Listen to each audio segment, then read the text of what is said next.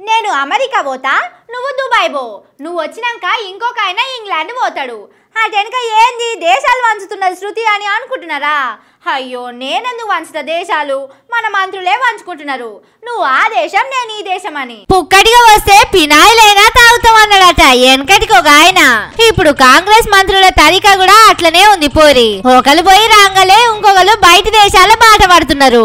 ఓట్లప్పుడేమో మీకే ఆపదొచ్చినా మేమొస్తాం, మీకోసమే మేం పనిచేస్తాం, ప్రజల కోసమే నిలబడతాం, అస్సలు కూసోని కూడా కూసోమని అన్నట్టు లావు లావు డైలాగులు ఇరిసిర్రు.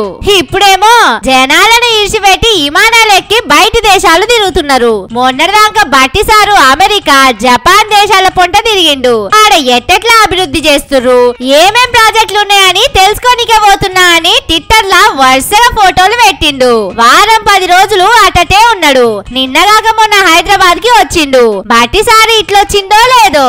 ఇక నా వంతు అన్నట్టు ఇంకో మంత్రి జూపల్లి సారు విమానం ఎక్కి దుబాయ్ చేరబోయిండు. మొన్న వరదలొచ్చి ఇండ్లు కూలిపోయి ఇంట్లో సామాన్లు కొట్టుకపోయి జనాలు చాలా ఇబ్బందులు పడ్డారు.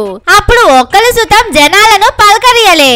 ఇంకో దిక్కు హైడ్రా అని, మూసి అని జనాల ఇండ్లు బుల్డోజర్లు పెట్టి కూలగొడుతున్నారు. గొడగొడ గోసపోయి ఏడుస్తున్న జనాలను మందలిచ్చినోళ్ళు కూడా కాదు ఈ మంత్రులు.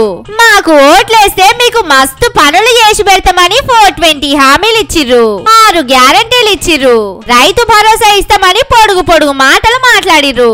వీటిని నెరవేర్చనీక తీర్చలేదు గాని విమానం ఎక్కి ఈ దేశం పోనికనైతే మస్తు టైం ఉంటున్నట్టుంది మంత్రులకు అంటున్నారు జనాలు. అలా జేబులకెళ్ళి పెట్టేదుందా, అలా పైసలు ఓడిసేదుందా?